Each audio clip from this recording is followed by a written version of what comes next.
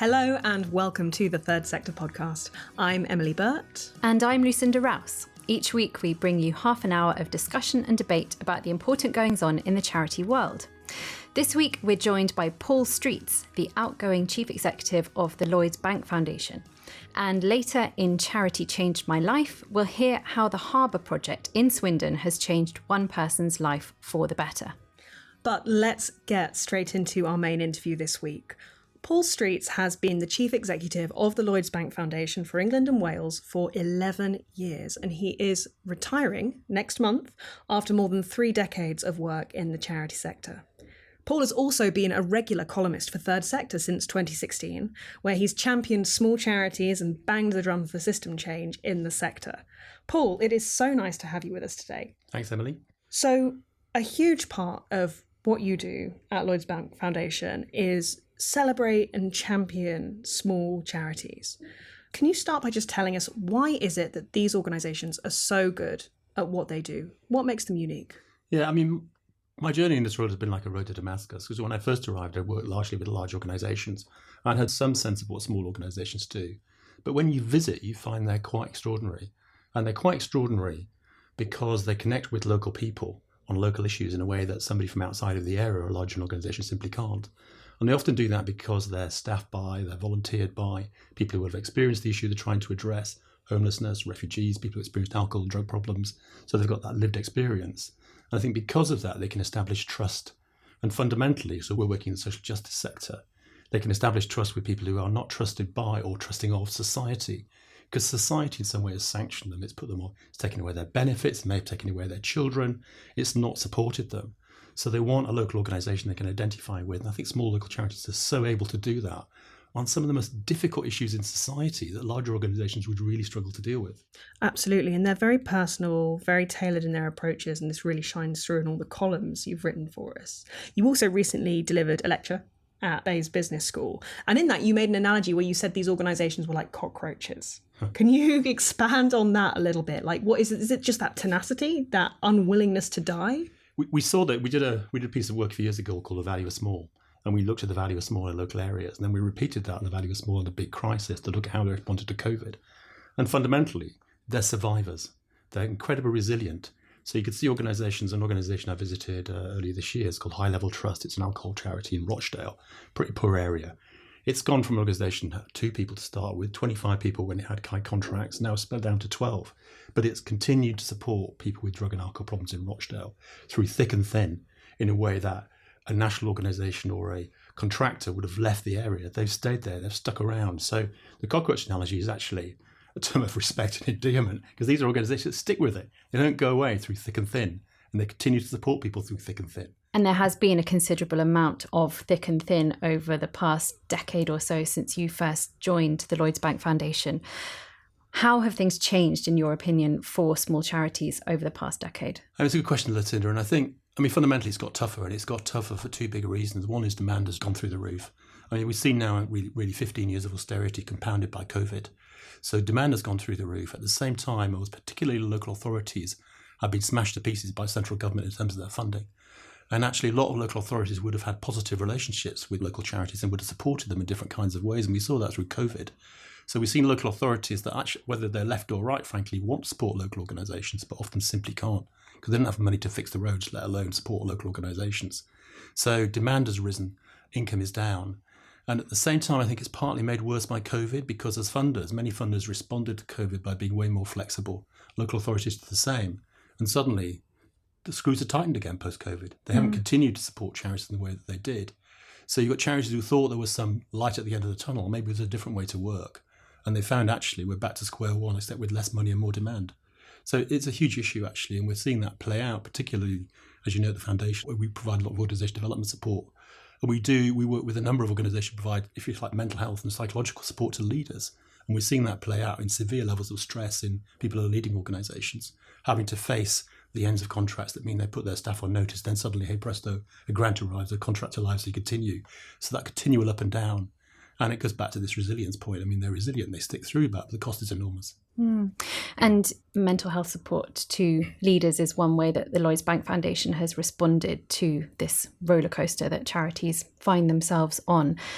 How else do you think that your own foundation and other funders to the sector can respond to the current state that small charities find themselves in? I mean, the first thing is they need to be really clear about what they fund. Too many funders, it's a secret in the chief exec or the grant manager's head as to what they do and don't fund. So I think you need to be really crystal clear on why should I apply to you and what is my success rate. So I know that I've got a success rate either of 1 in 10 or 1 in 100. And the second thing is I think we need to fund much longer term. If you look at the pattern of work over the last 10 years, we've moved from funding organisations sometimes 1 year, 18 months.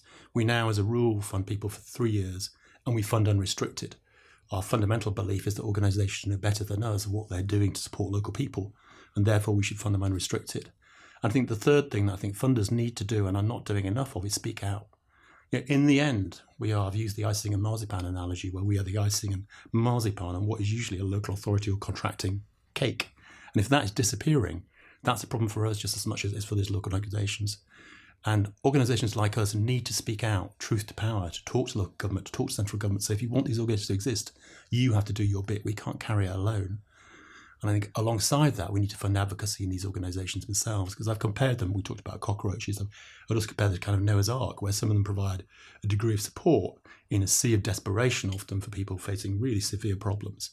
And actually what we need to do is try and influence the system to try to make things change at a more fundamental level, so that actually we don't have so many people needing to get on Noah's Ark in the first place. And I think just to jump on that as well, you kind of talked about the crisis of COVID, but also, that is compounded by restricted short-term funding as well. It is so hard for small organisations to think, what is our long-term strategy if they only have funds coming in, which are going to get them through the next year, get them through the next 6 months. It is so, and so that financial resilience that organisations really need to say, how are we going to tackle these incredibly severe, very hard to solve problems like rehabilitation through the criminal justice system, or support for recovery from alcohol or drug addiction, as you were referencing.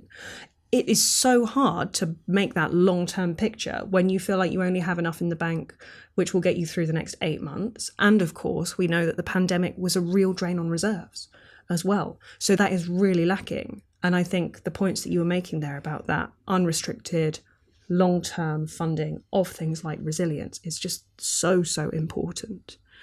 Do you think there is any way for the charity sector as a whole to get out of that kind of roller coaster of funding and cuts, which sort of can in many ways dictate the ways they behave? Yeah, I mean, small charity chief execs, and like many chief execs actually, are like jugglers. They're kind of always juggling. That's probably no different than it was 10 years ago than it is now. What is different is the quantum of money available is different. And I think one of the positive sides of that, and I think we're seeing it a bit more, is they're looking to diversify their income. So they're looking for less contractual income, and I think that's a good thing overall. But it does mean they're more reliant on local support and grants from people like us. So, the answer is, I think, a more diversified income base. But I mean, if you're running a big charity, that's easy, isn't it? You've got inherently, at WGK had an inherently diversified income base. Many small charities don't. And I think actually what is happening is that small charities, many of them are doing what they can do with the money they've got. But you are talking about some sectors, the refugee sector being a good case in point, that's never really got any state funding at all. They've always relied on huge amounts of volunteer support and huge amount of goodwill from local populations. And I think small charities are getting better at getting support from local businesses and local people, which is inherently diversified because it's coming from a lot of other places. But it's not going to replace the level of state and particularly local authority funding that would have been 10, 12, 15 years ago. Ultimately, as a group, the sector, whether it's large or small, needs to be much, much more demanding of government, that it needs to properly put its hand in its pocket and make the contribution it needs to do to fund some of these fundamental issues at a system level and address some of the things that drive people to the doors of charities. Because the demand isn't going to go away. If we continue with the levels of inequality and poverty we've got now, it's going to exacerbate. And as you pointed out in a blog, an upcoming blog that you have for us, the lack of funding and the diminishing funding coming from local authorities and central government is not having any bearing on the referrals. Like, local authorities are still referring people to charities at increasing rates to deal with that demand, but they're not providing the infrastructure to actually help them cope with that demand. That's right. And often when they do, they want a contract, and the contract will specify. And one of the problems with a lot of state-funded services, I mean, classically, I visited NERAF, it's a charity I think you're going to go through, it's a drug and alcohol charity in Sunderland. They will be commissioned by the NHS to provide 12 sessions, but they say the people who come through the door don't need 12 sessions. They might need 30, they might need 40. So they're often not prepared to contract because they don't believe they can provide an adequate service. So you're right. I mean, it isn't just the quantum of money, it's also the kind of over-specification and the lack of bespokeness that there is in some of these offers from particularly things like IAP services in mental health, where it's 12 sessions. Well, actually, they might be all right if you're in full-time work and you come from a fairly stable background and you've got some mental health issues you need to resolve. But if you're a refugee who's arrived or a woman who's experienced domestic abuse and may have had a cycle of abuse through their family, 12 sessions isn't going to cut it. You need to be supported for as long as you need to be supported, and that's one of the great things about small local organisations. And we need to make those demands on local authorities. They need to understand that they approach people as they actually are, see people as people rather than problems, which I think is often what local authorities and the NHS tends to. And then thinking about this cake analogy, the cake is getting smaller, which means the marzipan, such as the Lloyds Bank Foundation and other funders, are going to have to step up and offer different forms of funding, offer longer term funding, offer unrestricted funding. How difficult is it for foundations and other grant making organisations to adapt their offering? Is it something that can be done easily to plug the current massive demand and need for more money? Well, we can't plug it because we're not significant enough. I think when I last looked, foundations like us are about 15% of sector income. That's the same as legacies. But actually, most of that is focused on smaller local organisations, so we're disproportionately important to them. But funders can do more to provide unrestricted, and they can do more to provide longer-term funding. And I think, although it's a bit of a ripple rather than a wave, which it needs to be, you are seeing funders shift away from project funding. But fundamentally, I think funders need to recognise that the people who understand the issues that small charities are trying to address are not them, stuck in London in an office. They're in Sunderland, or they're in Gateshead, or they're in Whitehaven, whatever they might be. The communities are actually being served. And I think that means a shift towards unrestricted funding away from projects, because the philosophy of project funding is actually, I know better stuck in London about how you're going to deal with sex workers in Leeds. And let me give you an example of how this plays out, actually. So we fund an organisation called Basis, that's sex worker projects in Leeds. I mean, they've done what Emily's talking about. They have a really diversified income base. They've got 17 funders. They've got 17 staff. The woman who runs it has 3 staff who spend their time exclusively meeting the reporting needs of funders. But more problematically, the message it sends is that Basis is accountable to 17 funders. Basis shouldn't be accountable to 17 funders. Basis should be accountable to sex workers in Leeds. And we invert that accountability at our cost, because these organisations, we want them to be focused on local people. You talked as well about the importance of funders being prepared to fund advocacy work among small charities. And I wonder, do you think that funders have a role themselves in advocating for the sector, in putting pressure on governments and figures of authority to say, actually, this system is not working and we need to change it? And what are the kind of arguments that they need to be putting forward? And I mean this for both funders and for the wider sector, because my sense is that you feel we should all be advocating for a broad system change here. What do we need to be saying to the people who have the authority to make those changes? I mean, I say we have a responsibility to speak out. So it's not just a discretionary thing, we should be. And I understand why some funders don't. I mean, we don't have a mandate. We're not democratically elected. We're not funded by the public. We're funded by Lloyds Bank. I mean, many funders are funded from endowments, so we're in a different position. But I would say we have a responsibility to amplify what we see. And as funders, what we see is, so we fund 80 refugee charities. We know an awful lot about what it means to be a refugee in Britain today. We fund something like 60 organisations that work in domestic abuse. So we have a responsibility, I think, to collate some of the information, then play it back. So absolutely, my opinion is irrelevant. But actually, the evidence that we gather from the organisations that we fund, we can collate that and we can work with them to be able to project what that means for an issue like a domestic abuse or what it means to be a refugee in Britain today. And obviously, funders have an absolute responsibility to do that, and an abdication responsibility if they don't. Because what's the point of collecting all this information unless you're going to use it, actually? And that can play out in different ways. You can play it back to the sector, because the sector can think about how it improves. You yourself can think about how you improve as a sector. But fundamentally, we have to go to government and say to government, there's a different way to address this. As for example, we have at the Foundation on Domestic Abuse, trying to evidence ways to work with perpetrators. And actually, that's been quite successful. It's a good example of how funders can influence government. Home Office and MOJ have thought about that. Police and crime commissioners who began to attract more resource in. But I think ultimately we have to really focus on a government that doesn't believe in prevention, that thinks short term. It's not a political point. I suspect it's governments of all periods because it's a 5-year electoral cycle. But these issues that we are dealing with, fundamentally, many of them are driven by poverty. And poverty means income distribution. So I think we have to be more political with a small p on some of these macro issues, particularly inequality, and I would say inclusion as well, because they're social injustices. And we ought to be crying out, because it's the only way we're going to get some of these issues fixed, not with bits of money that we have in the sector. Moving on to something completely different now, in the form of governance of small charities. Do you have any idea how many small charities you might have interacted with over the past 11 years? God, I mean, thousands, yeah, in some way or another, yeah. And you previously worked in larger charitable organisations. So how, in your opinion, do small charity boards compare to their larger counterparts? I know that is a very broad-brushed question that risks generalisation, but are there fundamental differences between the two? And are there any particular weaknesses that you've seen repeatedly across small charity boards? I think it's fascinating, actually, because I think small charity boards probably replicate what large charity boards looked like when they first got formed. I often talk about this analogy of a few people getting in the room, getting angry about something and saying we're going to form something. And that's, if you look at three big charities I've worked in, that's how they all started. Sightsavers, Amnesty, WUK. They all started with a couple of people in a room. And small charities are exactly that. So one of the differences is some of that connectedness with the community they're trying to serve has remained with the organisation because they haven't got large, they haven't got kind of massive organisations. So they retain that connectedness to the communities they're serving. And I think that's a great strength. But it can be an issue. We work with, a quarter of our funding now goes to organisations led by deaf and disabled people.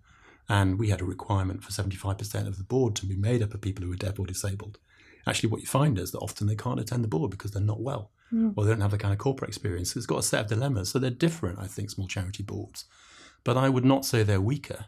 Where they may struggle sometimes is to get on some of the kind of skills around finance. So I think funders like us can help with that. We've got a trustee scheme through the group, through the bank, which means that trustees can come onto them and they often will have financial skills. And actually, really good local charities will connect with local businesses that will bring in those sorts of support.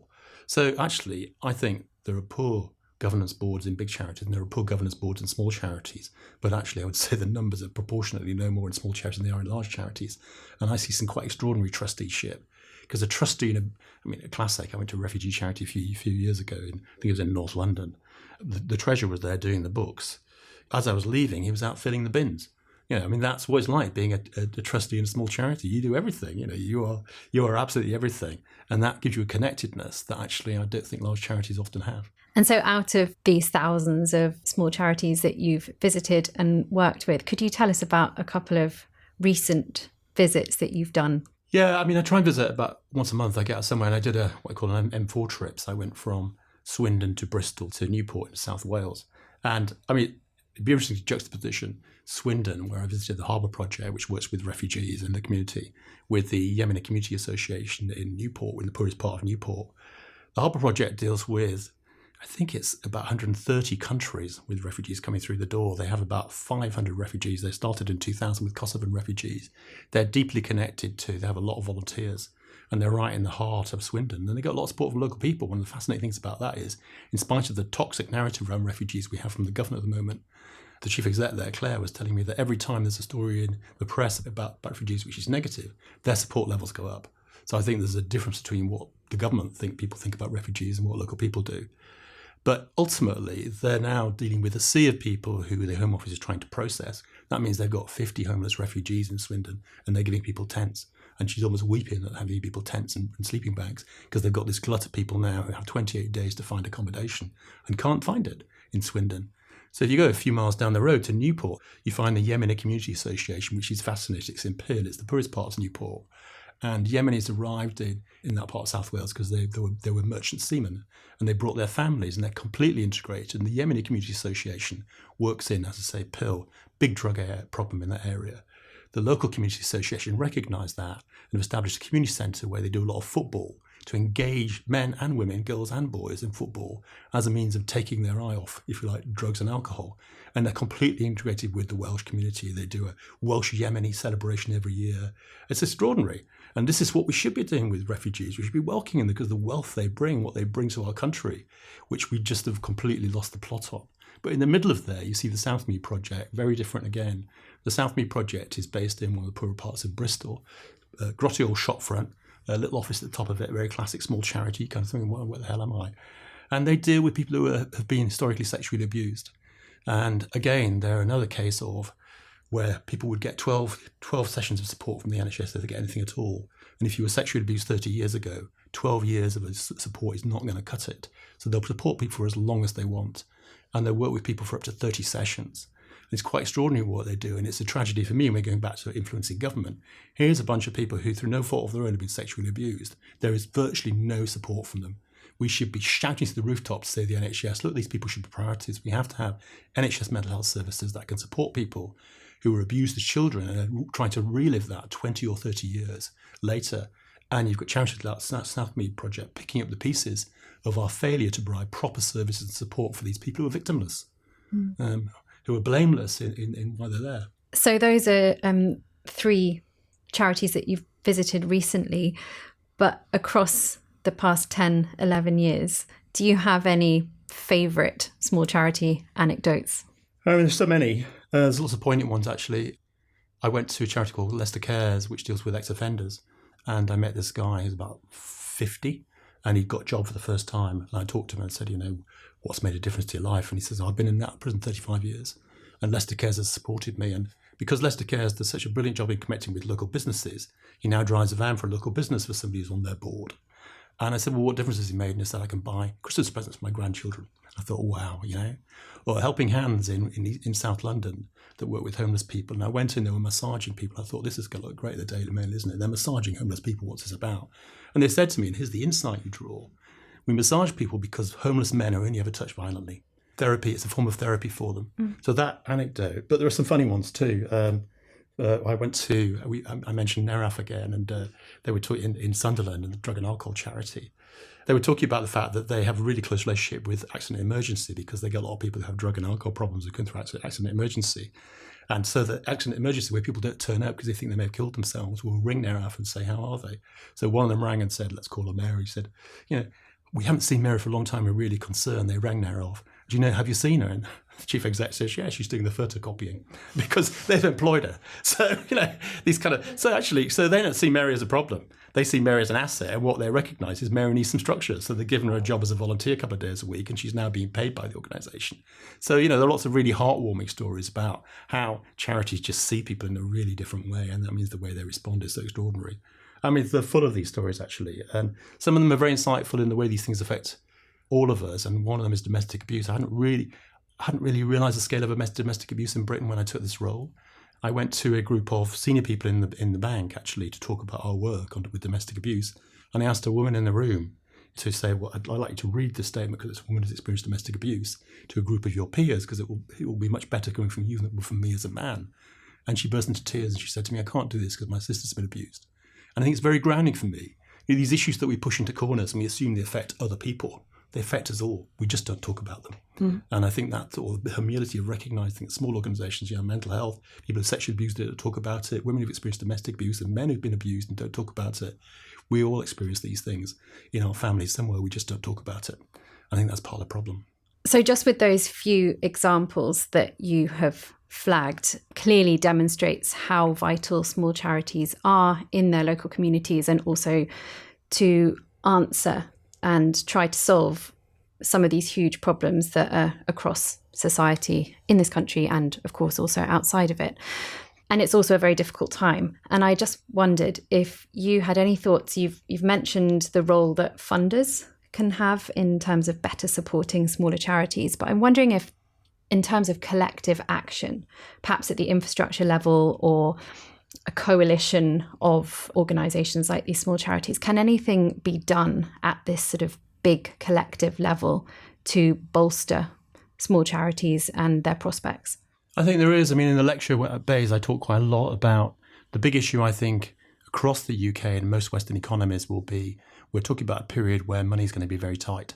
And we've got a declining tax base and an ageing population that has higher needs. And actually, in respect of that, we're going to need to see a different distribution of income.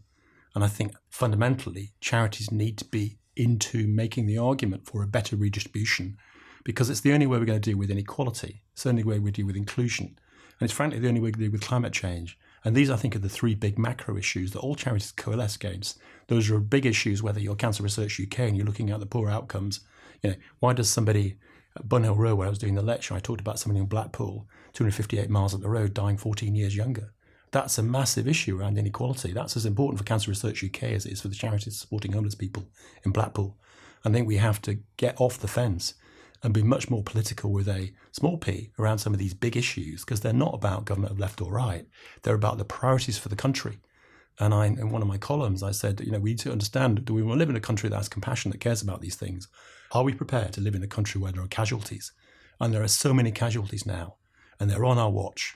So we should be angry about those casualties, saying we have to redress and find a country that has compassion for some of these people who don't have the benefit of all the things that many of us have had and are in situations that are pretty dire through no fault of their own.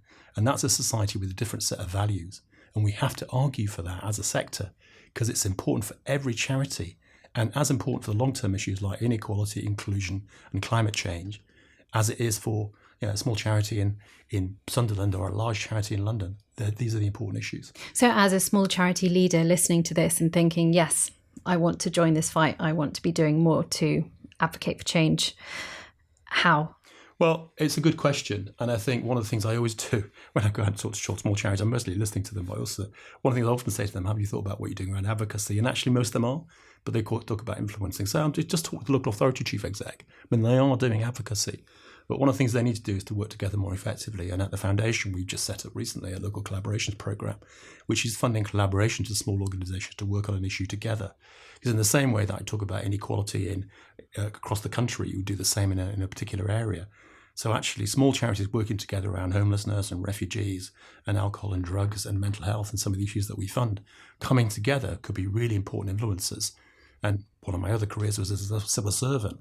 I saw with the Richmond Group how terrified ministers were of 10 big charities coming together and speaking with one voice around issues that affect 1 in 4 of the British public. That was a very powerful thing. Local authorities will be equally surprised and terrified of 20 or 30 local charities saying you've got to do something about this, rather than arguing their particular cause. And one of my pleas is we get off the candle of our particular cause and step back and look at what is driving people to all our doors. And usually it's common things. It's not about you, whether it's diabetes or whatever it might be, or drugs or alcohol. It's a series of things that will drive people to the door of Neraf or Swindon or the Harbour Project that actually are common. And those are the things we need to be arguing for. And just to finish, Paul, I mean, you, as you say, 11 years at the foundation, more than 3 decades in the sector. Are you having a rest now? What are you going to do when you finish your final weeks here? And what do you have on your horizon? I mean, I miss it enormously. I particularly will miss the contact with small organisations because it's I've learned such a lot from the role, actually, and from my staff. But I think I'm going to take a break. I'm going to have a few holidays.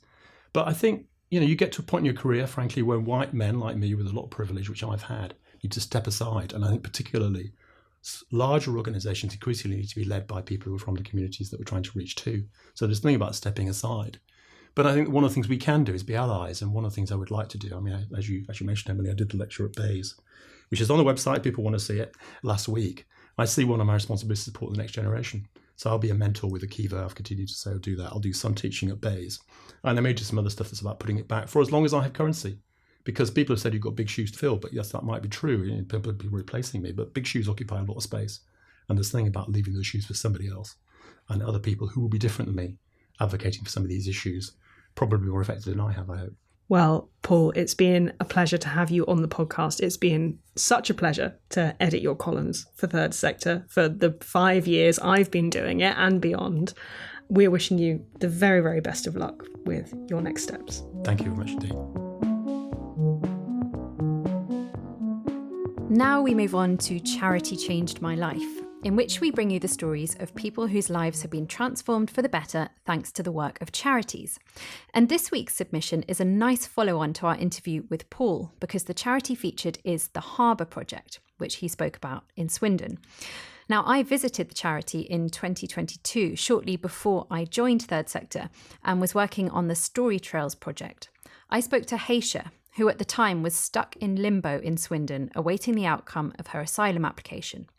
This recording is taken from the Story Trails collection of stories, and our thanks go to Story Futures Academy for letting us play it.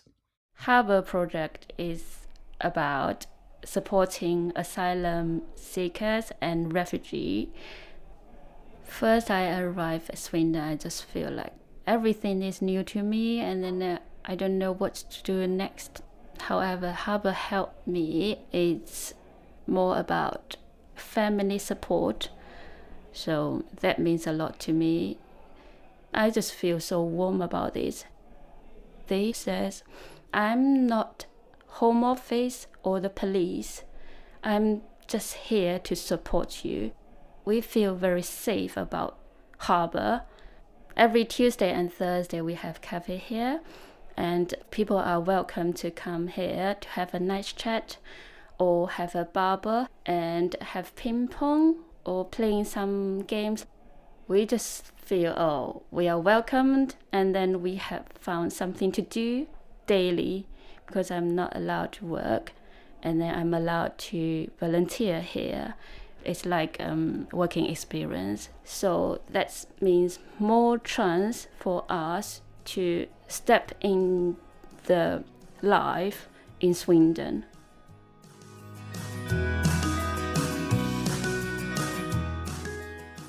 That was Haixia talking about the support she's received from the Harbour Project in Swindon.